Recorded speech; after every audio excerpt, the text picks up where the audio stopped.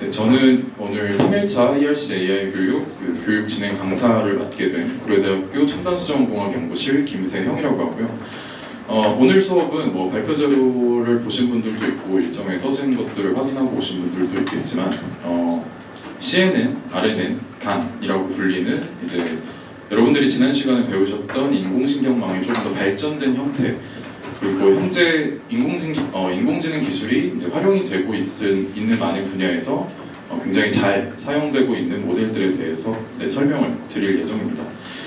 그래서 오늘 발표 자료를 받아보신 분들은 아시겠지만 양이 굉장히 많습니다. 그 1일차, 2일차 수업보다 양이 한 1.5배 정도 되는데 대부분 이제 모델이 3개다 보니까 이제 CNN과 RNN, 간에 대해서 이론 수업을 위주로 이제 진행이 될 거고요. 그리고 마지막으로 이제 간이라는 모델에 대해서 실습을 진행하는 형식으로 진행을 할 예정입니다.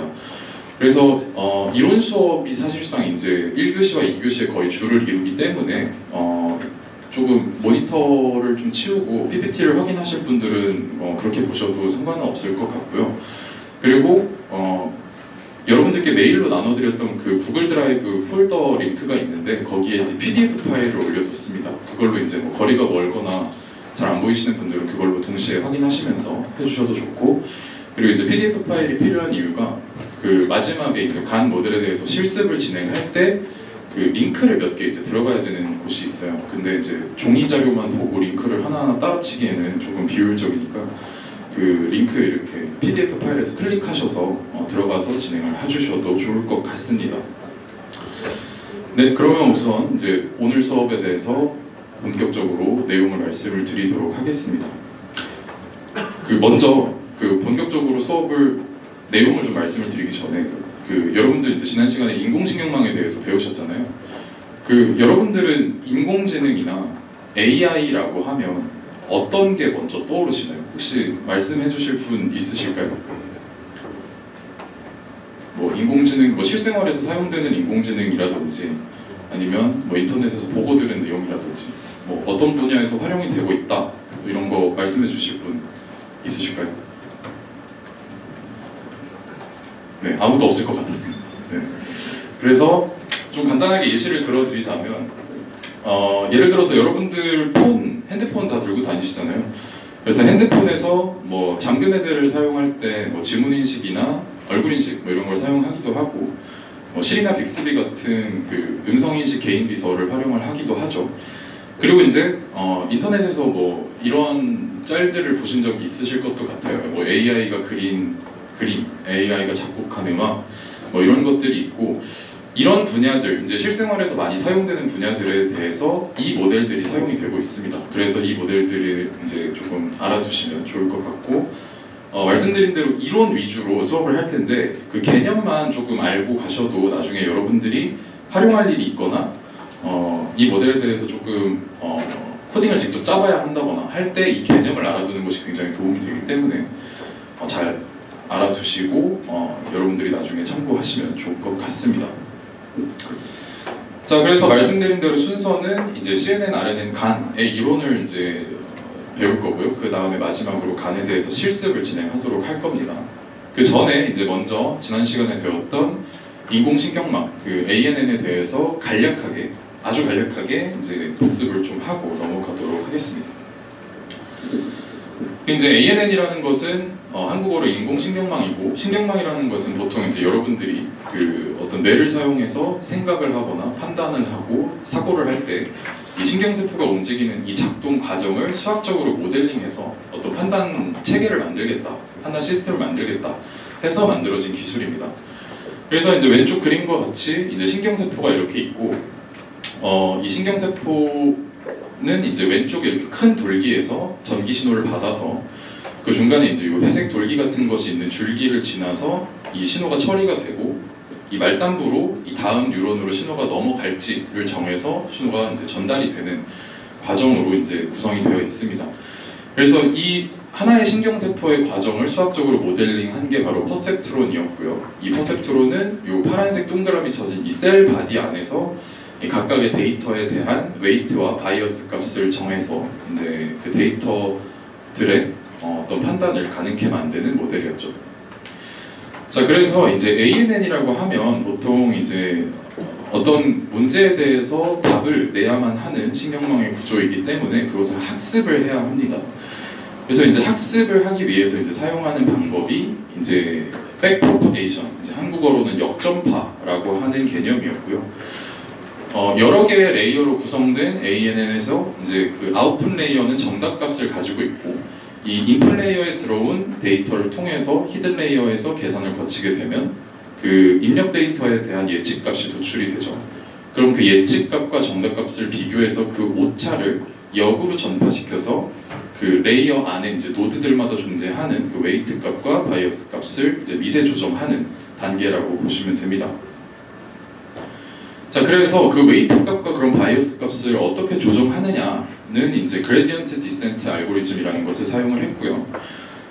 웨이트 값을 어떻게 조정하냐에 따라서 그 최종 아웃풋 레이어에서 도출이 되는 예측값의 오차가 달라지게 되는데 이제 처음에는 임의의 어떤 웨이트 값을 지정해서 사용을 했다가 이제 그 점에 그 로스 그래프에 대한 기울기를 사용해서 뭐 예를 들어서 그림처럼 그림이 W1에서의 기울기가 왼쪽 아래로 기울어져 있다 그러면은 로스가 좀 더 웨이트 값이 조금 더 왼쪽으로 가야 최소의 로스를 가질 수 있구나 해서 이제 조금 더 왼쪽으로 가고 이런 식으로 방향을 정해서 이 최적의 웨이트 값을 찾아 나가는 과정이 그레디언트 디센트 알고리즘, 한국어로 하면 경사 하강법이었습니다.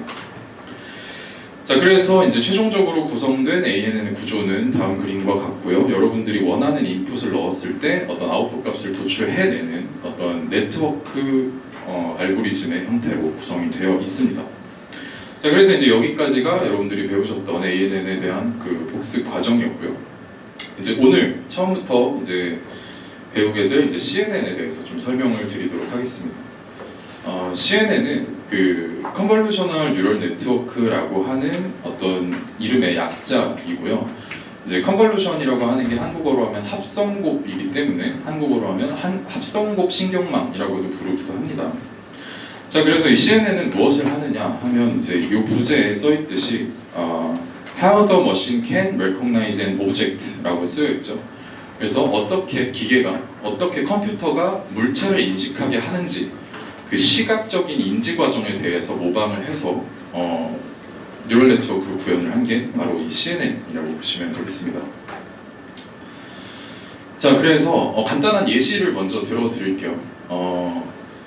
여기 보시면 How do humans recognize an object라고 되어 있죠. 그 왼쪽에 계신 분 누구죠, 여기? 지금 사진은? 대답이 필요합니다, 여러분. 대답을 해주세요. 저는 질문을 많이 하는 타입이라서. 왼쪽에 계신 분 누구시죠? 네, 손흥민 선수고요. 오른쪽에 계신 분들은 누구죠? 잘 안 보이시나요? 네, 블랙핑크예요. 그 이제 여러분들이 이제 사진을 보고 아, 이 사람은 손흥민 선수야. 아, 이 사람들은 블랙핑크야.라고 이제 알아보셨잖아요.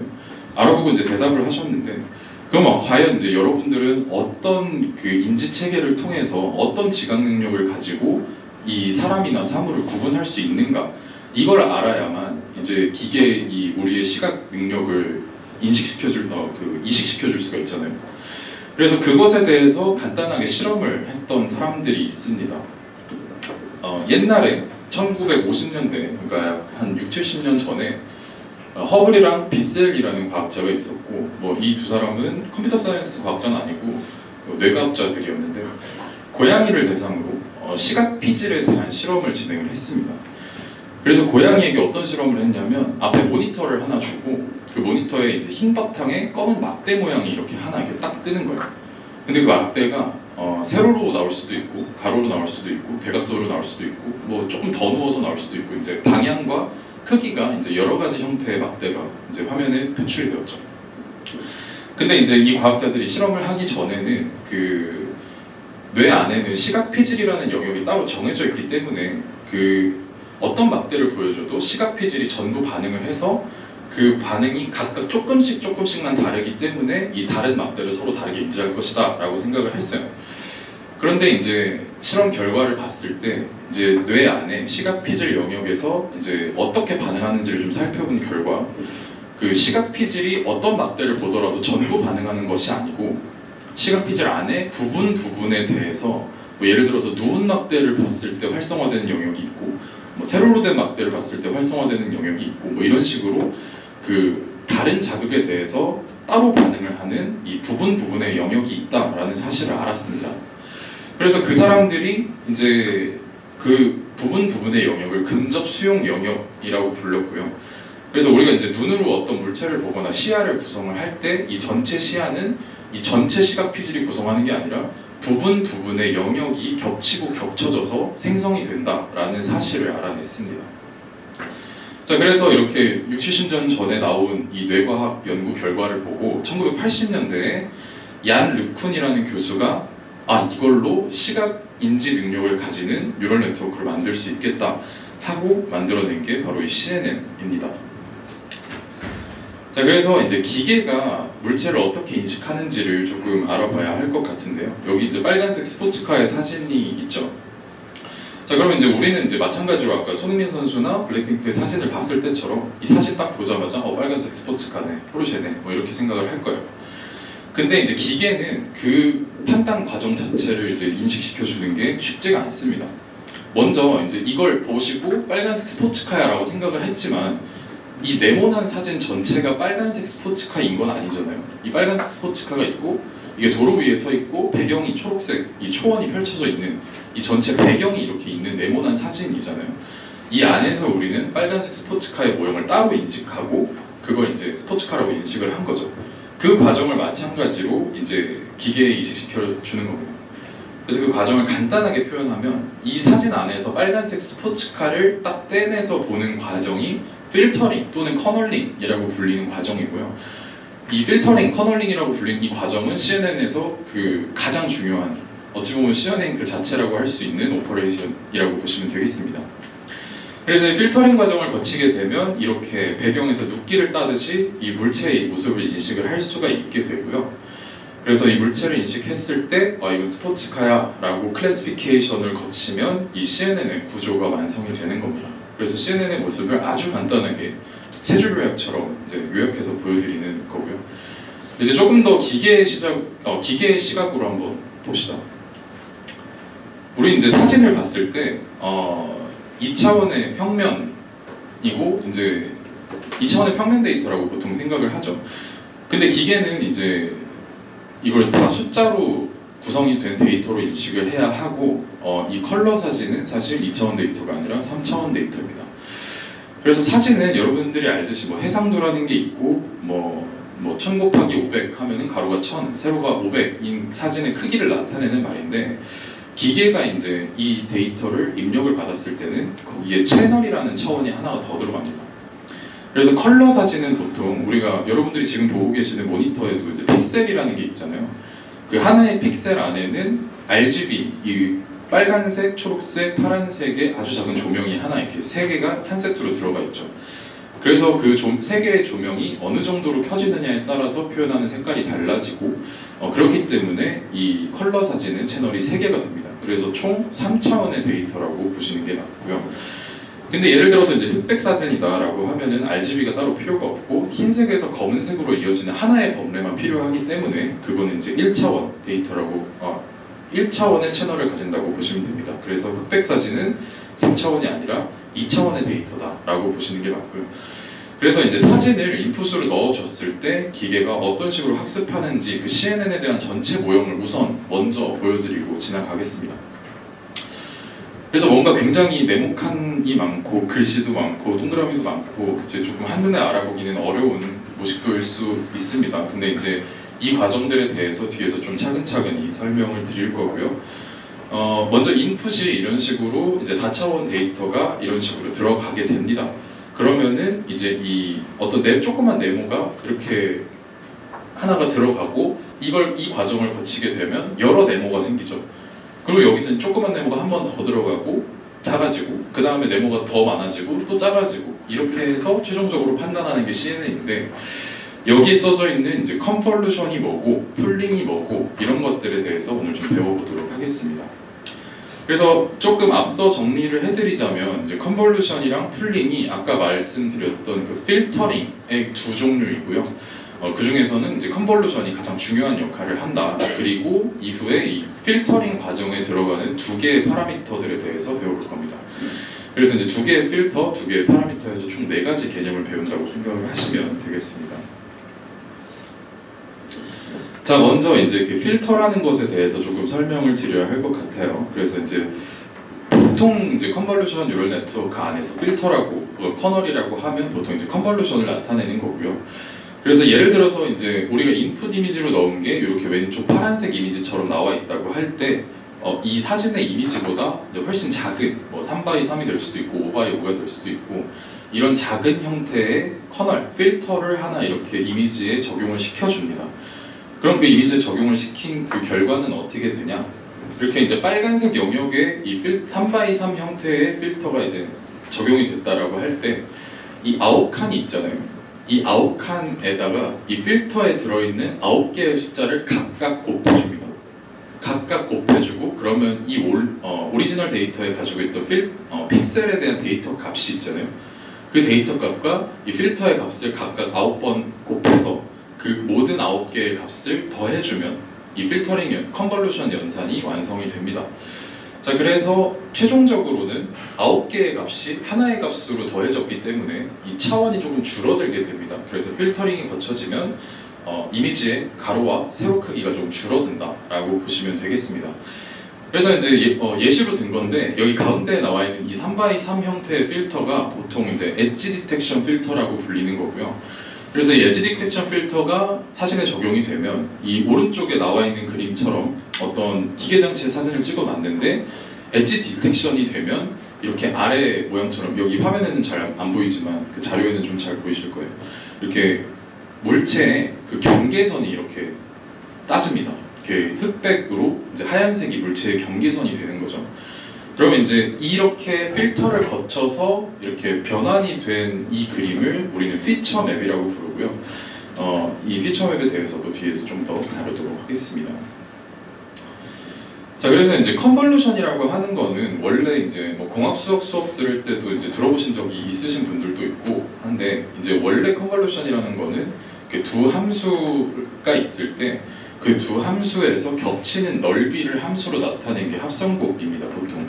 그래서 이제 밑에 움직이는 이렇게 움짤처럼 빨간색이 G 타우고 파란색이 F 타우라고 할 때 G가 T에 따라서 움직이게 되면 그 사이에 겹치는 넓이가 T에 따라서 달라지게 되죠. 그래서 그 넓이를 이제 함수로 표현하게 되면 이렇게 검은색 선으로 이렇게 표현이 되죠, 이렇게. 그래서 원래는 이런 식으로 이제 변해가는 게 이제 컨볼루션의 원래 개념인데 우리는 이제 이 함수에 대한 컨볼루션을 사용하는 것은 아니고 이 2차원, 3차원, 다차원의 데이터를 컨볼루션을 진행을 하기 때문에 아까 말씀드렸던 것처럼 인풋 데이터가 이렇게 시그널로 들어가 있고 필터가 오른쪽 3x3의 형태로 들어갈 경우에는 이제 9개의 숫자가 전부 따로따로 곱해져서 하나로 더해지는, 그러니까 맨 윗줄은 2 곱하기 0, 2 곱하기 0, 2 곱하기 0이니까 0이고요. 중간 줄은 10 곱하기 1이 3번 나왔으니까 30이고요. 맨 밑줄도 0이죠. 그러면 최종 컨볼루션의 그 결과값은 30이라고 보시면 되는 겁니다. 그래서 딱히 어려운 연산은 아니고요. 그래서 이런 형태의 필터링 연산이 이 계속 필터가 이미지를 움직이면서 적용되고 해서 그 모든 이미지의 필터링을 거친 피처 맵의 값을 오른쪽 아웃풋처럼 이제 도출하게 되는 형태입니다.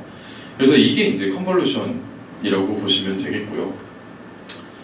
이게 이제 뉴럴 네트워크 안에 어떤 한 레이어로 이제 들어가게 됐을 때 데이터가 어떤 식으로 변하는지를 조금 보여드리는 건데, 예를 들어서 이제 32 곱하기 32 곱하기 3의 컬러 이미지를 인풋 데이터로 넣었다고 가정을 할게요. 그러면 이제 너비와 높이가 32고 채널이 3개인 컬러 이미지인데 여기 이제 5 곱하기 5 곱하기 3 형태의 필터를 하나 적용을 시켰다고 생각을 해봅시다. 그러면 필터가 이렇게 이미지를 움직이면서 그 필터가 적용된 자리에 하나의 값이 나오게 되고, 그렇게 되면 최종적으로 이 피처 맵의 형태는 28 곱하기 28 곱하기 1이 됩니다. 그래서 이런 가로 세로의 길이가 약간 줄어들고 채널의 개수가 변화한다는 걸 아실 수가 있겠죠.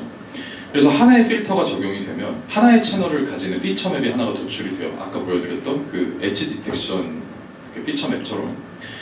그래서 필터를 만약에 한 이미지에 여러 개를 적용을 한다면 여러 개의 피처 맵이 도출이 되겠죠.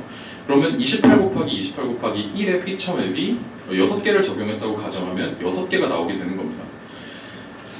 그래서 이런 식으로 컨볼루션 레이어는 컨볼루션이라는 그 필터를 적용을 한 다음에 필터를 몇 개 적용할지를 그 레이어에다가 적용을 시켜줄 수가 있어요.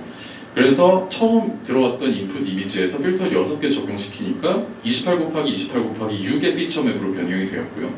그 다음으로 이제 여기에 이제 필터링을 한 번 더, 컨볼루션을 한 번 더 거치게 되면 이제 예를 들어서 10개의 필터를 썼다고 할 때 24 곱하기 24 곱하기 10의 형태의 데이터로 변환이 되는 거죠.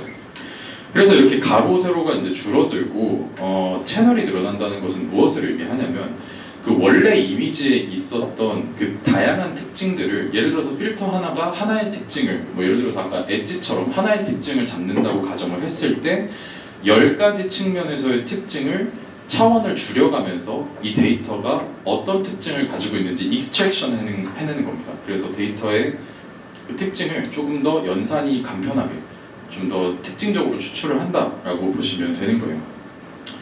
자, 그래서 이 두 가지 필터 연산 중에 가장 중요한 그 컨볼루션에 대해서 말씀을 드렸고요.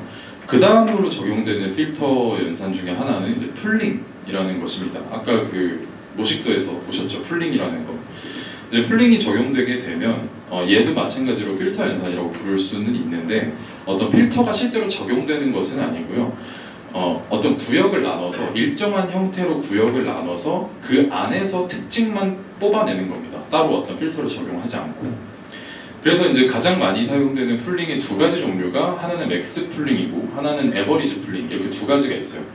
그래서 맥스 풀링이라고 하는 것은 뭐 예시 사진을 좀 들어보자면 그 가운데 이제 인풋 데이터가 4x4의 형태로 이런 식으로 들어가 있을 때 2x2의 형태 4개의 섹션으로 이 인풋 데이터를 나눈 후에 맥스 풀링을 적용을 시키면 그 각각의 4칸에서 가장 큰 값을 특징으로 이제 추출하는 겁니다. 나머지 값들은 버리게 돼요. 그래서 빨간색 구역에서는 6이 제일 크고 초록색 구역에서는 8이 크고 오렌지 구역에서는 3이 크고 파란색 구역에서는 4가 크니까 그 맥스 풀링을 적용시킨 결과는 크기가 줄어들어서 오른쪽 위의 그림과 같이 6834로 나타낼 수가 있는 거고요. 에버리지 풀링은 그 직관적으로 이해하시면은 그 4칸의 에버리지를 구해서 그 각각의 그 하나의 특징으로 추출을 해내는 거죠. 그래서 0 더하기 1 더하기 5 더하기 6 하면 12니까 근데 4칸이고 그럼 평균이 3이니까 그 빨간색 칸에 3이 들어가게 되는 이런 형태의 연산이라고 보시면 되겠습니다. 자, 그래서 이제 컨볼루션과 풀링에 대해서 알아보았고 이렇게 두 개의 필터링 연산을 거칠 때 어떤 식으로 파라미터가 들어갈 수 있는가 이제 두 가지를 좀 알아보게 될 거고요. 첫 번째로는 스트라이드라는 것이 있습니다. 여러분들이 이제 CNN이나 이런 필터링 연산을 사용하는 뉴럴 네트워크를 나중에 코딩을 만약에 하시게 되면 이 스트라이드랑 그 다른 파라미터 때문에 이제 좀 고생을 하실 수도 있어요. 왜냐하면 이제 스트라이드는 이 필터가 움직이는 거리를 지정해 주는 걸 말하거든요. 그래서 아까 같은 뭐 예시 사진에서는 뭐 스트라이드가 2였기 때문에 필터가 한번 이제 2칸씩 움직여서 이제 연산이 되는 거고 이 예시 사진에서도 5x5의 인풋 데이터에 3x3의 필터가 스트라이드가 2로 들어갔죠. 그럼 맨 왼쪽 위에 처음으로 들어가고 그 다음에 2칸 오른쪽으로 움직여서 이제 필터링이 되고 그 다음으로 이제 그 윗줄은 다 했으니까 아래로 넘어가야 되는데 아래로 넘어갈 때도 2줄 움직이게 됩니다. 그래서 5x5의 인풋에 이제 3x3의 필터를 스트라이드 2로 적용하게 되면 아웃풋 데이터가 2x2의 형태로 도출이 되는 거죠. 왜냐하면 연산은 4번까지밖에 할 수가 없으니. 자, 그래서 이 스트라이드가 중요한 이유는 뭐냐면 여러분들이 이제 코딩할 때 애를 먹이는 이유는 뭐냐면 이 스트라이드의 크기에 따라서 필터 사이즈는 똑같지만 아웃풋 데이터의 사이즈가 계속 변하게 됩니다. 예를 들어서 이 예시 이미지에서 스트라이드가 만약에 1이었다고 가정을 하면 이 3x3의 필터가 한 칸 움직여서 3번을 연산을 할 수가 있겠죠. 한 줄에서. 그러면 이제 아웃풋 데이터가 2x2가 아니라 3x3이 되거든요. 그래서 스트라이드를 어떻게 설정해 주냐에 따라서 스트라이드를 크게 설정하면 아웃풋 데이터가 작아지고요. 스트라이드를 작게 설정하면 아웃풋 데이터가 커집니다. 이런 식으로 계산을 해주시면 되고요. 정확하게 계산하는 식은 뭐 아래에 나와 있는데 이거는 여러분들이 나중에 사용하실 때 보고 써주시면 되겠습니다. 그리고 이제 마지막으로 많이 사용되는 파라미터가 패딩이라는 것이 있고요. 이 패딩은 별다른 의미가 있는 것은 아니고 여러분들 그 겨울에 뭐 패딩 입으시잖아요. 추우면. 그래서 겉에 이렇게 두껍게 둘러싸는 옷을 입는 거죠. 그래서 인풋 데이터에 어떤 특정한 임의의 데이터를 몇 겹으로 이제 둘러싸줄 것이냐를 정하는 거예요. 이제 보통 디폴트 값은 0으로 되어 있고요. 이 패딩을 왜 둘러싸냐 하면 이제 아까 말씀드렸던 필터링 연산도 그렇고 스트라이드를 어떻게 설정하냐도 그렇고 이미지 사이즈가 인풋에서 아웃풋으로 가게 되면 크기가 줄어들게 됩니다. 어쩔 수 없이 줄어들게 돼요. 필터가 이제 1x1의 형태가 아닌 이상 이 데이터의 사이즈는 줄어들게 됩니다. 근데 이제 여러분들이 뭐 예를 들어서 예시로 보게 되는 코드나 실습에 사용되는 코드들은 많아봤자 컨볼루션 레이어가 한 3, 4개 정도가 될 텐데 실제로 뭐 구글이나 뭐 네이버, 애플 이런 데서 대기업에서 사용하는 AI는 이런 컨볼루션 레이어가 수백, 수천 개가 될 수도 있거든요. 그럼 그 인풋 데이터가 아무리 사이즈가 크다고 하더라도 컨볼루션이 수백, 수천 개가 들어가게 되면 너무나 데이터 사이즈가 필요 이상으로 작아지게 됩니다. 그래서 이런 일을 방지하기 위해서 인풋 데이터의 그 임의로 좀 겉면을 좀 몇 겹 둘러싸서 인풋 데이터가 너무 작아지는 것을 방지하기 위해서 만든 기술이 이 패딩이고요. 이제 보통 밑에 그림을 보시면 아시겠지만 2x2의 인풋 데이터에 패딩을 1로 설정을 하게 되면 상하 좌우에 한 겹씩 둘러싸이게 되면서 4x4 형태의 이미지가 됩니다. 근데 보통 이제 패딩으로 들어가는 이제 여기에도 이제 숫자가 들어가야 되기 때문에 보통 들어가는 숫자는 0으로 설정이 되어 있고요. 이건 여러분들이 임의로 설정을 할 수가 있지만 보통 0으로 들어가게 되는 이유는 이 패딩으로 늘어난 그 영역에도 필터링이 들어가는데 여기가 0이 아니라 예를 들어서 1로 들어가 있다고 가정을 하면 원래 인풋 데이터의 이미지를 추출하기 위해서 필터링을 하는 건데 여기가 이제 원래 이미지에는 없었던 1이라는 임의의 숫자 때문에 필터에 있는 숫자가 이 이미지 익스트랙션에 그 영향을 주게 됩니다. 그러면 이제 저희가 원하는 결과가 아니죠. 이미지의 특징을 추출하는 거지 필터의 특징을 추출하는 건 아니니까요. 그래서 보통은 대부분 숫자를 0으로 채우게 됩니다. 그래서 2x2의 형태의 필터를 하나 채우고 패딩을 하나 채우고 필터 3x3자를 연산을 하게 되면 그대로 아웃풋도 2x2 형태로 유지할 수가 있게 되는 거죠. 이런 식으로 이해를 하시면 되겠습니다. 자, 그래서 이제 컨볼루셔널 뉴럴 네트워크 구조를 다시 보여드리면 이제 컨볼루션이 뭐고 풀링이 뭐고 이 사이에 뭐 스트라이드는 몇이고 패딩은 몇이고 이런 식으로 설정해서 마지막으로 이제 풀리 커넥티드 이 ANN의 그냥 노드처럼 1차원으로 데이터를 쭉 펴서 결국에 마지막에 이 이미지가 뭐 스포츠카인지 손흥민인지 블랙핑크인지를 구분할 수 있게 된다는 점 알아두시면 좋겠습니다. 그래서 CNN에 보통 이제 적용되는 데이터 셋들을 마지막으로 설명을 드리고 좀 끝낼 건데요. 그 아까 처음에 말씀드렸던 그 얀 르쿤 교수, 이제 처음에 CNN을 개발했던 얀 르쿤 교수가 가장 처음에 사용했던 데이터가 이 엔리스트 데이터셋이라는 거고요. 엔리스트 데이터셋은 이제 사람들이 실제로 직접 이제 손으로 쓴 0부터 1까지의 숫자를 28 곱하기 28 곱하기 1의 흑백 이미지로 만들어서 저장을 한 데이터셋을 뜻합니다. 그래서 이제 사람들이 실제로 쓴 숫자를 기계가 이걸 1이라고 인식할 수 있는지를 학습시킨 네트워크가 되겠고요. 여기 데이터셋 링크로 들어가시면은 이제 실제 이 웹리스트 데이터셋을 잠시만요.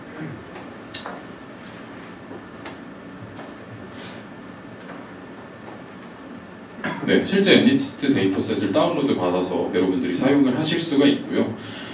간단한 예시 영상을 하나 보여드리겠습니다.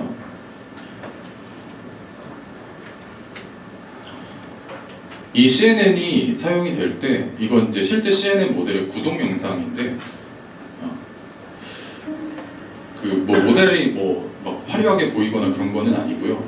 이 모델이 뭘 하는 거냐면 이 숫자 이미지를 주고 맞추면 넘어가고 틀리면 뭘 틀렸는지를 표시해내는 프로그램이에요. 그래서 이제 이미 조금 학습이 되긴 했지만 이 초반부에는 이 숫자를 계속 틀려서 이렇게 숫자가 표시가 되게 되죠. 그리고 중간에 for inferred as 4는 4는 한 번 맞췄으니 그건 넘어갔다는 뜻입니다. 그래서 초반에 계속 이제 이미지를 틀리다가 학습을 계속 진행을 하고 바로 이 포인트에서 학습이 이제 어느 정도 궤도에 올랐기 때문에 이 모든 숫자가 뭔지 이 CNN이 지금 다 정답을 내고 있다는 뜻이에요. 그런 식으로 아시면 되겠습니다. 네, 어차피 계속 이런 영상의 반복이라서 네, 이렇게 이제 적용이 된다라고 보시면 되겠고요. 그리고 이제 뭐 또 사용이 되는 것이 이제 토론토 페이스 데이터셋이라는 게 있어요. 이제 보통 줄여서 TFD라고 표현을 하고요. 실제로 이제 사람의 그 얼굴 사진을 이렇게 정사각형의 흑백 사진으로 만들어서 수십만 개의 데이터를 이제 보유하고 있는 데이터셋입니다. 이건 보통 이제 딥러닝을 하기 위해서 제작된 데이터셋은 아니고요. 그 심리학 연구에 사용이 되기 위해서 처음에는 만들어졌다고 해요. 그래서 사람 표정을 화난 표정을 지어주세요. 아니면 역겨운 표정을 지어주세요. 행복한 표정을 지어주세요. 하고 그 7개의 감정을 이제 각각 레이블로 분류를 해서 저장을 한 데이터셋이고요. 이렇게 7개 레이블이 붙은 데이터는 약 2,925개 정도가 존재를 하고 레이블이 없이 그냥 표정만 나와 있는 데이터들은 98,000개 정도 존재를 합니다. 이렇게 레이블이 없는 데이터는 그럼 왜 있냐? 보통 테스트 데이터셋으로 쓰이기도 하고요. 딥러닝 지도 학습 방식 중에 저희는 지금 지도 학습, 정답을 알려주는 학습 방식을 배우고 있지만 정답을 알려주지 않고 기계가 알아서 이 7개 클래스를 분류하게 만드는 비지도 학습이라는 방식도 있고요. 그런 다양한 모델을 사용하라고 이렇게 언레이블드 된 데이터도 많이 공개를 하고 있습니다. 그래서 데이터셋 아래에 이제 링크에서 확인을 하실 수 있고 아마 이 위에 링크가 원본 링크인데 여기서 아마 지금 다운로드를 받으실 수가 없을 거예요. 서버가 날아갔나 그랬는데 이 밑에 이제 캐글이라는 데이터셋 사이트가 있고 여기서 뭐 경진대회도 하고 데이터셋 제공도 하고 이러니까 여기서 이제 다운로드 받으실 수 있다고 합니다. 자 그리고 이제 마지막으로 쓰이는 데이터셋이 이제 CFAR10이라는 데이터이고요. 10가지 클래스를 가진 주변 사물들의 10가지 클래스를 가진 컬러 이미지 데이터셋입니다. 32 곱하기 32의 높이와 너비를 가졌고 컬러 이미지이기 때문에 3개의 채널을 가졌습니다. 그리고 이제 트레이닝 데이터셋은 5만 개, 그 다음에 테스트셋이 1만 개, 총 6만 개의 데이터셋이라고 보시면 되겠습니다. 방금 소개해드린 3개의 데이터셋은 이후에 간에 대해서 이론 설명을 드릴 때도 이제 똑같이 사용이 되었기 때문에 조금 알아두고 넘어가 주시면 되겠습니다. 자 그리고 이제 CNN의 수업은 여기까지 하고요. 1교시에는 RNN의 이론 수업까지 하고 마무리를 할 생각입니다. 그리고 쉬는 시간을 가질 예정이고요. 자 그래서 RNN에 대해서 이제 설명을 조금 드리도록 하겠습니다. 여기도 마찬가지로 이제 부제를 보면 How the machine can predict the future라고 되어 있죠. 어떻게 기계가 미래를 예지할 수 있는가, 미래를 예측할 수 있는가에 대해서 이제 뭐 거창하게 부제를 좀 지어놨는데. 쉽게 말해서 RNN은 시계열 데이터, 시간과 관련된 변수를 다루는 뉴럴 네트워크라고 보시면 됩니다. 자, 그러면 그런 데이터가 어떤 것들이 있느냐, 그리고 왜 그것을 분석해야 되느냐에 대해서 좀 말씀을 드리자면, 지금 다 자료를 보고 계신 것 같은데, 사실 이거 애니메이션으로 이렇게 준비를 해왔거든요. 자, 여기 잘은 안 보이시겠지만, 여기 전광판 앞에 한 여성분이 서 계시죠. 자, 이 전광판 뭘 나타내고 있죠, 지금? 그 자료에 뭐라고 쓰여있죠? 네, 비트코인이라고 쓰여있죠. 이 비트코인 그래프를 이 여성분이 보고 계신데 이 비트코인 그래프는 이 앞으로 어떻게 될까요? 이 사진을 떡상의 증거로 쓰였을까요? 아니면 떡락의 증거로 쓰였을까요? 이때 이제 주식이 이제 올라가게 됩니다. 그러면 이 여성분은 올라간 비트코인 가격을 보고 기뻐하고 있을까요? 네, 아니었죠. 이게 작년 12월 기사고요. 누군가한테는 굉장히 뼈저리게 다가오는 기사일 수도 있고 하룻밤에 10%가 빠진 날이었고 뭐 한 달 만에 40%가 정도가 가격이 떨어졌다고 해요. 아마 이때 이걸 사셨던 분들은 여기까지의 미래는 잘 몰랐을 수도 있죠. 그리고 이제 타임 디펜던트 베리어블은 이제 이렇게 시간에 따라서 변동하는 주식이나 코인의 가격 이런 것뿐만 아니라 이제 우리 실생활에 가장 밀접하게 연관이 되어 있는 타임 디펜던트 베리어블은 바로 언어입니다. 언어. 제가 이제 여태 한 3-40분 동안 떠드는 동안 계속 문장을 뱉어냈잖아요.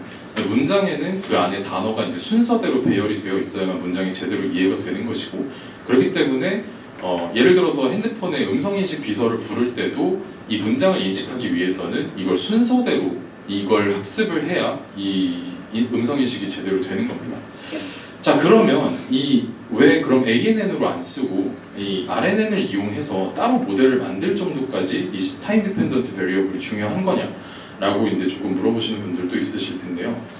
그 둘의 차이를 조금 더 설명을 해드리겠습니다.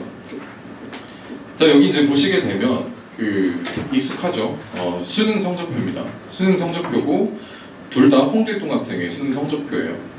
그런데 이제 조금 다르게 생겼어요. 자세히 보시면 이 왼쪽이 원래 저희가 많이 아는, 많이 받아봤던 그 모의고사나 수능의 성적표 모양이고요.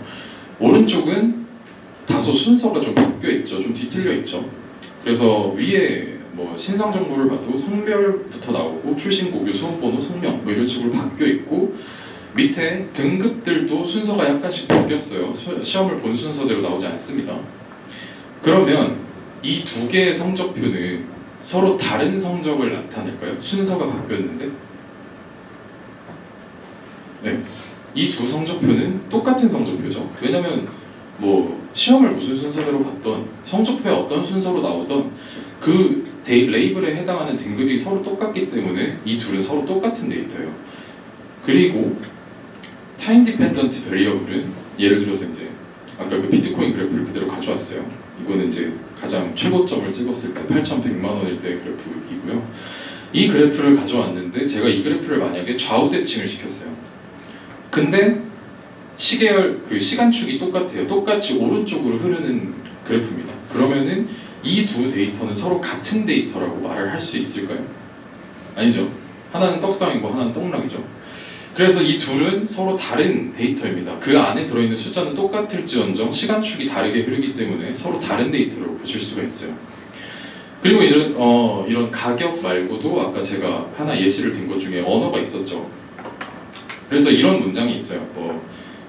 쇼생크 탈출 영화에서 가져온 명대사인데 이런 문장이 있어요. 근데 이 문장에 제가 단어를 뒤바꿨습니다. 그러면 이 단어 무슨 뜻인지 아시겠나요? 이 문장이 단어를 뒤바꾸면 문장의 뜻을 해석하기가 힘들어지죠. 그 다음에 제가 심지어는 글자의 순서까지 일일이 다 바꿔버리면 각각이 무슨 단어인지 원래 무슨 문장이었는지 하나도 뒤추가 안 됩니다. 알아들을 수가 없는 그냥 괴상한 나열이 돼버린 거죠. 그래서 이 시계열 데이터는 이 들어가는 순서가 굉장히 중요하다라는 걸 알 수가 있고, 그러면 이 AN이 순서가 중요한 이 시계열 데이터를 인식할 수 있느냐를 먼저 봐야 됩니다. 자, 그래서 아까 이제 수능 등급처럼 예를 들어서 어떤 학생이 등급 6개가 이렇게 있고 정시 합격 예측을 하는 AN의 프로그램을 만들었다고 쳐봅시다. 그러면 이제 국어, 수업, 영어, 한국사, 물리, 화학 이런 순서로 자기 등급을 이렇게 넣고 어디 땡땡 대학교에 합격할 수 있다라는 결과를 내도록 이제 ANN을 만들었어요. 자, 그러면 이 입력 데이터의 순서를 그 과목 순서가 아니라 등급 순서로 예를 들어서 왜 솔티드라고 했죠 그때 패션 배울 때 그 솔티드해서 등급을 넣었어요. 순서를 다르게. 그럼 이 둘의 이제 순서를 뒤바꾼 데이터를 ANN에 집어넣으면 다른 결과를 낼 수 있을까요? 다른 결과를 낼 수 없습니다. ANN은 데이터의 입력 데이터의 순서가 어떻게 되던 간에 그 똑같은 데이터로 인식을 하기 때문에 학습만 제대로 되어 있다면 똑같은 결과를 도출을 하게 돼요. 그런데 이제 문장을 이제 예시로 들어볼게요. 문장은 Time Dependent Variable이었죠. You are so beautiful to me라는 이제 문장을 입력 데이터로 집어넣은 후에 이 ANN이 you too라는 대답을 하게 만들었어요. 당신 너무 아름다워요. 당신도요. 라고 대답을 하게 되는 거죠. 그런데 이제 제가 입력 데이터의 순서를 똑같이 바꿔봤습니다. 얘는 딱 두 개만 바꿨어요. me랑 you랑 두 개만 바꾸면 me are so beautiful to you. 그러니까 문법은 조금 틀리더라도 뜻이 완전히 바뀌게 됐죠. 당신은 나에게 너무 아름다워요에서 나는 당신에게 너무 아름다워요 라는 문장으로 이제 뜻이 좀 바뀌었어요. 그런데 ANN은 타임 디펜던트 베리어블을 인식하지 못하기 때문에 결국에 똑같이 U2라는 대답을 도출을 하게 됩니다. 그래서 ANN은 이 시계열 데이터를 분석할 때 적합하지 않은 모형이고, 그래서 RNN, Recurrent Neural Network라는 기술이 개발이 되었다고 보시면 되겠습니다. 자, 그래서 이제 RNN의 구조에 대해서 좀 설명을 드리도록 하겠습니다. 그 밑에 이제 조금 단순해진 모형이 나오게 되는데, 이 모형은 이제 위에 그 신경망 모형이 이렇게 세로로 뒤집혀서 단순화된 모형이라고 생각하시면 되고요. 밑에 X는 인풋이고 H는 히든 레이어, 그 다음에 아웃풋은 O 이렇게 표현이 되었다고 보시면 되겠습니다. 그래서 리커런트 러닝, 이제 재기학습이라고 말할 수가 있는데 이 리커런트 러닝은 시퀀스 데이터, 제가 말씀드렸던 대로 시퀀스 데이터를 분류하거나 예측하는 데 사용되는 학습 방법입니다. 다른 신경망 모델들과는 다르게 이 레이어들이 여러 개가 있어도 각각의 레이어에 대한 파라미터들이 서로 독립적이지 않고 그 파라미터들을 서로 공유하면서 이렇게 뱅글뱅글 돌면서 학습을 한다는 특징을 가지고 있어요. 그래서 보통 이제 RNN을 간단하게 표현을 하면 이 왼쪽 그림과 같이 표현을 할 수 있게 되고요. 이 히든 레이어 안에서 뭔가 이렇게 빙빙 돌고 있죠. 그래서 이 모양을 펼쳐보게 되면 오른쪽과 같은 그림으로 나가게 됩니다.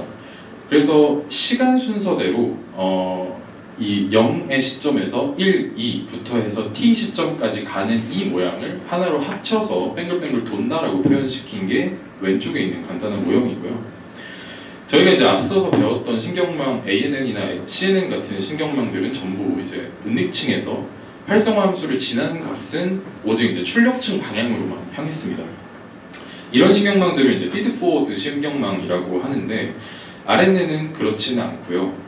RNN은 은닉층의 노드에서 활성화 함수를 통해 나온 결과값을 출력층 방향으로도 보내고 다시 은닉층 노드의 다음 인풋으로 사용한다는 특징을 가지고 있습니다.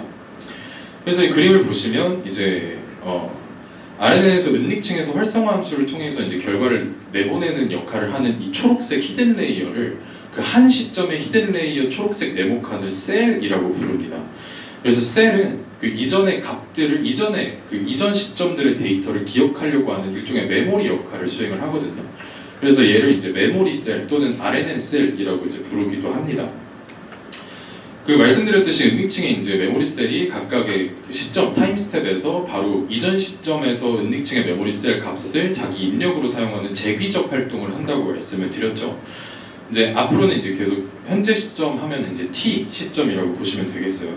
이제 현재 시점 t에서 메모리 셀이 갖고 있는 값은 과거의 메모리 셀들의 값에 영향을 받은 것임을 의미합니다. 그리고 이제 이 RNN에 대해서 이제 간단한 오퍼레이션을 이제 설명을 드릴 건데 CNN은 조금 더 시각적으로 설명이 됐잖아요. 좀 더 직관적으로 알아볼 수 있었는데 여기는 이제 수식이 조금 많이 나올 겁니다. 근데 이제 수식을 전부 이해할 필요는 없고요. 간단하게 설명을 하자면 여기서 사용되는 연산은 활성화 함수 더하기 곱하기 3개입니다. 그래서 어렵게 접근하실 필요는 없고요. 그 딱 3개의 연산만을 이용해서 결과가 계산이 된다는 점 기억하고 봐주시면 되겠습니다. 그래서 말씀드렸듯이 present output is affected by the output of the previous time step. 그 이전 시점의 데이터의 결과값에 현재 시점의 그 히든 레이어 값이 영향을 받는다라고 하는 거고요. 그래서 이 아까 죄송해요. 네, 이 아까의 이제 그 RNN 모형에서 그 XT 인풋 값이 이렇게 아래로 들어오고 히든 레이어 안에서 값이 계산이 되고 그게 아웃풋 레이어로 나가야 하는데 그럼 이 XT 값이 이제 WXH 여기서 H는 히든 레이어의 H를 뜻해요. 그래서 이 WXH라는 가중치를 갖고 이 히든 셀 안에 들어오게 되고요. 그 히든 레이어 안에서는 인풋 데이터를 받는 것뿐만 아니라 바로 직전 시점 t-1의 시점에서 가지고 있던 히든 레이어의 값 ht-1을 또 다른 인풋으로 받게 됩니다. 그러니까 인풋으로 받는다는 표현 좀 그렇고 계산에 활용을 하게 되죠. 그때 이제 히든 레이어 값에 이제 적용이 되는 가중치는 WHH라고 표현을 하게 되고요. 이 두 값이 이제 서로 곱해지고 더해져서 활성화 함수를 지나게 되면 그것이 이제 WHY라는 가중치를 가지고 아웃풋 레이어에서 최종적인 아웃풋 Y 값을 계산을 하게 되는 거라고 보시면 돼요. 그래서 그렇게 어려운 과정은 아니니까 이제 좀 차근차근히 그림을 통해서 보시면 되겠고요. 하지만 그 다음 장에 나오는 그림은 조금 더 복잡하게 생겼는데 결국에 똑같은 말을 하는 거예요. 그래서 XT가 R에서 인풋으로 들어왔을 때 WXH랑 곱해져서 들어가게 되고 그 직전 타임에 HT-1도 WHH와 곱해져서 안으로 들어가게 되고 이 둘 값과 그 바이어스 값이 하나 더 있죠. 원래는 바이어스 BH가 이 세 값이 모두 더해지면 이 아래식에서 이제 탄젠트 하이퍼볼릭 다음에 들어가는 요 함수 있죠? 그 요 함수처럼 곱해지고 더해지는 모양이 됩니다. 그래서 최종적인 그 t 시점의 h 히든 셀의 값은 여기에 이제 활성화 함수인 탄젠트 하이퍼볼릭 함수를 사용을 해서 그 값이 이제 최종적인 ht 값이 되는 거고요. 오른쪽은 그냥 그게 이제 여러 시점에 적용되었을 때 어떻게 진행이 되느냐, 어떻게 연속적으로 진행이 되느냐를 보여주는 거예요. 네, 이런 식으로 이제 RNN의 기본 구조가 이제 설정이 되고요. 여기도 이제 뭔가 굉장히 복잡한 그림이 있지만 간단하게 설명을 하자면 그냥 이 RNN의 학습에도 백프로파게이션이 사용이 된다. 근데 백프로파게이션이 어떤 식으로 사용이 되냐? 이제 처음 시점에 1번 시점 데이터가 들어와서 학습이 되고 2번 시점에 데이터가 들어와서 학습이 되고 그 다음 3번, 4번 이런 식으로 순차적으로 학습을 해나가는데 그렇다고 이제 모델이 아웃플레이어가 있다고 해서 시점이 3번까지밖에 학습이 안 됐는데 1부터 t까지 전체 데이터에 대해서 역전파를 진행할 수는 없잖아요. 그래서 백프로파게이션 툴 타임이라는 게 결국에는 이 3번 시점까지 학습이 됐을 경우에는 3번 노드부터만 역전파를 시켜라. 그래서 4번까지 되면 4번부터 하고 t 시점까지 다 됐을 때는 t 시점부터 역전파를 시켜서 학습을 시켜라 라고 말을 하는 겁니다. 자, 그런데 이 RNN에는 이제 치명적인 문제가 하나 있었어요. 그 ANN 배우실 때 여러분들도 이제 기억이 나실지 모르겠지만 Vanishing Gradient, 기울기 소실 문제가 발생을 했었습니다. 그 ANN 배울 때 보통 이제 활성화 함수로 사용을 했던 게 이 시그모이드 함수였죠. 이렇게 S자 곡선으로 생긴. 근데 이제 RNN에서는 방금 뭐 탄젠트 하이퍼볼릭도 보여드렸고 결국 비슷하게 생겼어요. 0에서 1 사이 값이냐, 마이너스 1에서 1 사이 값이냐 그것만 다른 거예요. 그런데 이렇게 S자 곡선 형태로 생긴 이 활성화 함수를 사용했을 때 학습이 진행되면 진행될수록 이 값이 이 x 가로축 값이 양극단으로 벌어지기 때문에 결국 0 아니면 1의 값을 가지긴 가지는데 중요한 건 값이 아니라 백프로파게이션을 할 때 기울기를 전달을 한다 그랬죠. 근데 기울기가 거의 0이 되기 때문에 그 데이터가 오래되면 오래될수록 신경망 네트워크 안에 오래 남아있을수록 영향력이 줄어든다라는 것이었죠. 그래서 그걸 직관적으로 표현을 한 게 오른쪽 위에 있는 그림 같은 거고요. 이 ANN 구조에서는 레이어가 깊어지면 깊어질수록 초기 레이어에 있던 값이 잊혀진다라는 문제가 있었어요. 근데 이제 RNN의 경우에는 이제 위의 그림보다는 아래 그림이 조금 더 적합한데 RNN은 이제 순차적으로 학습하는 거기 때문에 레이어의 깊이도 깊이지만 초기 시점의 데이터가 점점 뒤로 학습할수록 영향력을 잃어간다는 거예요. 그래서 제가 말을 좀 어렵게 했지만 결국에는 뭐냐면 이 히든 레이어가 결국에 메모리 셀 역할을 수행한다고 했잖아요. 초기 데이터가 기억이 안 나는 거예요. 까먹어가는 겁니다. 점점 학습이 진행될수록. 그래서 이런 베니싱 그레디언트 프로블럼이 RNN의 가장 큰 문제로 제기가 되었고 이 문제점을 극복하기 위해서 개발된 모델이 LSTM입니다. 그래서 이제 요즘에 사실 뭐 문헌들이나 이런 걸 찾아보시면 아시겠지만 보통 RNN이라는 그 모델을 사용했다고는 잘 안 하고요. 대부분 LSTM을 사용했다고 말을 해요. LSTM은 RNN이랑 유사하게 생겼는데 거기에 셀 안에 게이트가 3개가 추가가 된 겁니다. 그래서 셀은 제가 말씀드렸듯이 그 히든 레이어 안에 있는 한 시점의 노드 그룹을 얘기를 하는 거고요. 여기서 이제 forget 게이트와 input 게이트, output 게이트 이렇게 3개의 게이트가 추가가 되게 됩니다. 자, 그래서 이 레이어들, 이 게이트들이 각각 어떤 역할을 하는지를 설명을 드릴 텐데 간단하게 말하면 기억을 옛날 데이터를 다 기억하려고 하다 보니까 이전 데이터를 까먹어가는 현상이 있었잖아요. 그거를 바로 직전의 데이터를 기억할지 말지를 1 또는 0으로 정해주는 겁니다. 그 역할을 하는 게 이제 게이트라고 보시면 되고요. 자, 이제 게이트가 이제 작동되는 순서대로 forget 게이트부터 먼저 설명을 해드릴게요. 그래서 forget 게이트는 말 그대로 잊어버릴지 말지를 결정하는 게이트예요. 그래서 이제 히든 레이어 안에서 이제 셀 값을 계산을 할 때 그 직전 타임의 히든 레이어 값 ht-1 값을 원래 사용을 해서 계산을 한다고 했잖아요. 근데 이 게이트에서 이 판단을 했을 때 아니 직전까지 기억 이거 내가 판단하는 문제에 전혀 쓸모가 없는데 이러면은 그냥 지워버리는 거예요. 그 직전의 메모리를 다 지워버리고 나는 새로운 인풋만 받아가지고 진행을 할 거야 라고 결정을 하는 거고요. 그래서 그 게이트는 이제 수학적으로는 아래 수식처럼 이제 표현이 되고 두 수식은 같은 수식입니다. 그래서 이제 ft 값이 이 함수가 f인 이유는 forget 게이트의 함수라서 f인 거고요. 이 ft 값이 여기 이제 조그만 이제 소문자 시그마가 들어간 거는 시그모이드 함수를 적용했다는 거예요. 그래서 이 XT와 HT-1에 각각 가중치를 곱해서 바이어스 더하고 활성화 함수를 입힌 값이 이 0에 가깝다, 0이다. 그러면은 이전 기억은 쓸모가 없구나 하고 리셋 시켜버리는 거고요. 이게 1이다, 쓸모가 좀 있다 하면은 이번 시점에서 계산을 할 때 남겨두는 겁니다.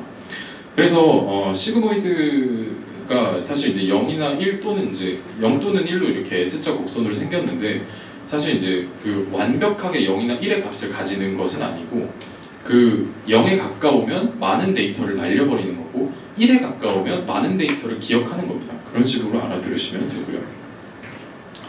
그 다음으로 이제 결정이 되는 게 인풋 게이트입니다. 이전 셀까지의 기억할지 말지를 결정을 했고 지금 새로 들어온 자극이 있는데 이걸 반영할지 말지도 결정을 하는 겁니다. 그래서 여기 지금 PPT에는 좀 잘못 나와 있긴 한데 PDF는 잘 나와 있을 거거든요. 여기 FT가 아니라 IT입니다. IT. 그래서 IT가 마찬가지로 시그모이드 함수와 현재 데이터 그리고 이전 셀의 기억 이런 것들을 가중치를 곱해서 시그모이드 안에 들어가게 되는데 이 값이 1이라면 이제 현재 데이터가 판단을 하는데 의미가 있어. 나는 이 데이터 쓸 거야 하고 이제 가져가는 거고요. 현재 데이터가 새로 들어왔는데 의미가 하나도 없어. 그러면은 0 값이 나와서 지워버리게 되는 겁니다. 이전 셀의 기억만 가지고 계속 간다라고 말을 하는 거죠. 자, 그런데 이제 여기서는 이 인풋 게이트의 IT 값만 계산되는 게 아니고 이 LSTM에는 이 C라는 값이 하나가 추가가 됩니다. 이거는 이제 셀 스테이트라고 말을 하게 되는 거고요. H 값과 유사한 역할을 하게 되는데 나중에 결국에 최종적으로 이 셀 하나의 그 전체 시점의 H 값이 이제 최종적으로 계산이 될 때 이 C 값이 사용이 되게 돼요. 그래서 둘이 이제 유사한 과정을 가지고 계산이 된다라는 걸 아시면 되고요. 이 셀 스테이트 값은 마찬가지로 이 가중치 그리고 입력 데이터, 이전 셀의 기억, 편향 이 값들을 곱하고 더해서 탄젠트 하이퍼볼릭 함수 활성화 함수를 거쳐서 나온 값이 CT 값이 되는 거고요. 이 CT 값은 이제 이후에 계산을 할 때 사용이 된다고 보시면 됩니다. 자, 그래서 이제 이 두 게이트를 거치게 되면 셀 안에서 하나의 이제 이 두 게이트의 결과값을 가지고 연산을 하게 되는데 우리가 여태 이제 과정을 통해서 구했던 값이 FT가 있고 IT가 있고 C 물결 T가 있었죠. 셀 스테이트. 그래서 이 값들을 이용해서 여기에 이제 직전 셀의 셀 스테이트 CT-1 값까지 계산을 해서 FT와 CT-1을 곱해서 이전 셀의 데이터를 기억할지 말지를 정하고 IT와 C 물결 T를 곱해서 현재 인풋 데이터를 이제 반영할지 말지를 정하는 겁니다. FT와 IT는 보통 0 또는 1로만 이제 도출이 된다고 했죠. 그래서 만약에 FT가 0이 되면 CT-1 값은 날아가 버리는 거고 IT가 0이 되면 C 물결 T가 날아가 버리는 거게 되겠죠. 그래서 이런 식으로 셀 스테이트를 업데이트를 하게 된다. 이렇게 곱해서 더한 값이 현재 셀의 셀 스테이트인 CT가 된다라고 알아보시면 되겠습니다. 자, 그리고 이제 이렇게 세 과정을 거쳐서 이제 최종적으로 이 셀의 아웃풋 자체를 도출을 해야 되고 이 셀의 아웃풋은 결국에 히든 셀의 그 히든 스테이트니까 HT 값이 됩니다. 그래서 이제 아웃풋 게이트도 마찬가지로 이제 시그모이드 함수를 통해서 0 또는 1로 도출이 되고 아웃풋 게이트가 1이다, OT가 1이다. 그러면은 이제 현재까지 계산을 했던 게 의미가 있네. 이 값을 결과로 도출하겠어. 라고 이제 말을 하면서 현재까지 계산을 했던 그 값을 이용해서 결과 HT 값을 계산을 하게 되는 거고요. 이 값이 OT 값이 0으로 나왔다. 지금까지 다 계산해봤는데 이거 다 쓸모없어. 라고 하면은 아웃풋 게이트에서 결과 값을 내보내지 않는 역할을 합니다. 그래서 output to next layer라고 써져 있는 수식을 보시게 되면 이 최종적으로 HT 값이 OT와 탄젠트 하이퍼볼릭 CT 값이 곱해져서 계산이 되죠. 그래서 OT가 0이면 이 값은 그냥 없는 거예요. 0이 되는 거죠. OT가 1이면 여태까지 계산했던 그 CT 값을 이용해서 HT 값을 결정을 하게 된다는 것 알아두시면 되겠습니다. 여기까지 이제 말씀드린 게 LSTM의 가장 기본적인 구조였고요. 그래서 이제 RNN 또는 LSTM은 이제 이런 여러 가지 형태의 인풋과 아웃풋 개수를 가질 수가 있는데 이제 one-to-many가 있고 many-to-one이 있고 many-to-many가 있어요. 이제 아래쪽이 인풋이기 때문에 그걸 위주로 보시면 하나의 인풋이 들어가서 여러 개의 아웃풋을 내는 거. 이제 가장 쉽게 예를 들면 요즘에 이제 뭐 구글이나 이런 데서 보시면 이미지 넣었을 때 캡션을 만들어주는 프로그램이 있거든요. 그래서 예를 들어서 제가 이 풍경을 핸드폰으로 사진 찍어서 거기 프로그램에 딱 넣으면 그 여러 명의 사람들이 컴퓨터 앞에 앉아서 수업 듣고 있는 장면이라는 캡션을 달아주기도 해요. 그런 프로그램들이 있고 그게 이제 한 장의 사진이 들어가서 여러 개의 단어를 내보내는 원투매니 모델의 예시가 되겠죠. 그 다음으로 이제 매니투원 같은 경우에는 여러 개의 인풋이 들어가서 하나의 결과를 내야 되는데 이런 건 보통 이제 감성 분석이라고 하는 보통 이제 여러분들 SNS에 글 많이 올리잖아요. SNS에 올린 글들을 싹 다 모아다가 이 사람이 전반적으로 어떤 감정을 가지고 썼다라는 글이 그 이제 한 사람의 인스타에 행복과 이제 관련된 글이 60 몇 %가 있고 우울과 관련된 글이 20 몇 %가 있고 이렇게 분석해주는 분석 프로그램이 있어요. 이런 게 또 감성 분석이라고 하는 거고요. 그리고 이제 매니투매니 모델은 여러분들이 가장 익숙한 번역 프로그램이 있겠죠. 문장을 받아서 문장을 내보내는 랭귀지 트랜슬레이션이 있겠습니다. 그래서 대표적으로 파파고가 있겠고요. 그래서 이제 조금 더 실생활에 사용되는 예시로는 그 가장 기본적으로 타임 시리즈 프레딕션이라고 하는 것에서 이제 사용이 되고요. 그다음에 말씀드렸듯이 이미지 캡션에 사용이 되기도 하고 랭귀지 트랜슬레이션에 사용되기도 하고 그리고 마지막으로 이제 스피치 레코그니션, 그 시리, 빅스비 같은 음성인식 비서에도 RNN은 필수적으로 사용이 된다. 그래서 사실 이미지 캡션이나 랭귀지 트랜슬레이션, 스피치 레코그니션이 전부 사람이 말하는 걸 기계가 어떻게 인식하느냐가 관련이 있는 거잖아요. 그래서 이런 분야를 보통 자연어 처리, Natural Language Processing이라고 해서 NLP라고 부릅니다. 그래서 LSTM이나 RNN은 보통 이 NLP 분야에서 아주 많이 사용이 된다라고 알아보시면 되겠습니다. 그래서 지금까지 수업을 한 1시간 정도 진행을 했는데 CNN과 RNN 이론 수업으로 1교시는 마치도록 하고요. 지금부터 한 13분 정도 쉬고 3시 10분부터 간의 이론부터 시작해서 간의 실습까지 하고 이제 2, 3교시 거쳐서 오늘 수업 마무리하도록 하겠습니다.